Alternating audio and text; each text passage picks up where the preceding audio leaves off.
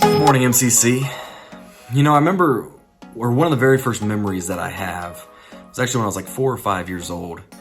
My family and I, we went to like some sort of carnival or fair or something along those lines, and my brother and I, we walk up to this platform, and as a 5-year-old or whatever I might have been, it came up just above my waist, and on the other side of it was a giant pool.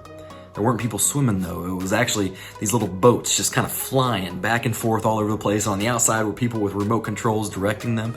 I remember as like a 5-year-old, I loved it and I was amazed by it. I mean, seriously mesmerized just watching these things as they were flying back and forth. And I stood there seemingly for hours just smiling and laughing and wishing I could have one of those remote controls. But until all of a sudden I realized my brother wasn't beside me anymore.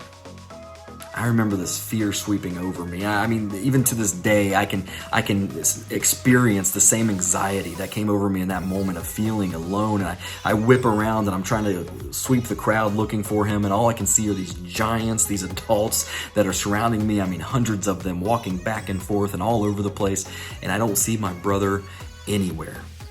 I was alone and I was scared. You know, the last few days, we've been talking about trusting God, especially going back to Monday. Mike talked a lot about trusting God with our finances, but also trusting Him with literally everything. This week, we're talking about why. Why do we trust Him? Why should we trust Him?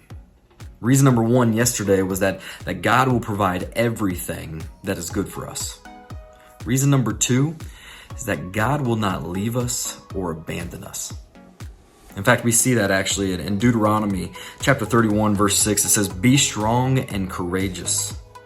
Do not be afraid or terrified because of them, for the Lord your God goes with you.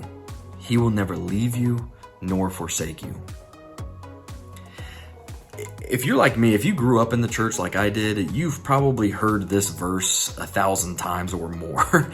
I can remember hearing it in middle school, high school, and everything like that, and I don't think I ever thought much of it. It wasn't really until I got older and became a husband and a dad and started dealing with finances and different things like that, and I've come to realize how frequently I can feel alone. Even though it may not be true, I have people all around me who love me and care about me. Whatever reason it is, Satan puts these like blinders up to where we can't see that, and we feel alone and we feel abandoned. We feel like nobody can understand what's going on in my life or what I'm dealing with because it's unique to me. Yet we see the promise here from God. He will not leave us nor forsake us for any reason. I remember standing there in that crowd and being surrounded by these giants and feeling anxiety and fear. And I remember all of a sudden hearing my mom's voice. I remember hearing it over the crowd of like, "Adam, we're right here." And I remember then the follow-up is her yelling at my brother, "Kurt, why did you leave Adam?" He's gonna be mad at me about that, but that's okay.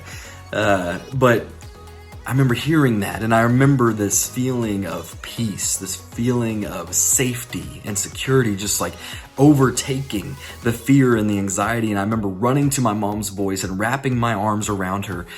And I don't think I left her side the rest of that day, you know? Isn't that so much more true about our God? That He can see us in all of the chaos and all of the struggle, and He can see us in the midst of everything. All He wants for us is to trust Him, to follow after His voice and wrap our arms around Him and allow Him to guide us. We see that same message reinforced later on in the Bible. We see it in Philippians chapter 1, again, verse 6. And it says, "Being confident of this, that He who began a good work in you will carry it on to completion until the day of Christ Jesus." If you're following Jesus, you're trying to establish a better relationship with Him, He has begun a good work in you. And that work's not done. It's never going to be done until the day of Jesus Christ.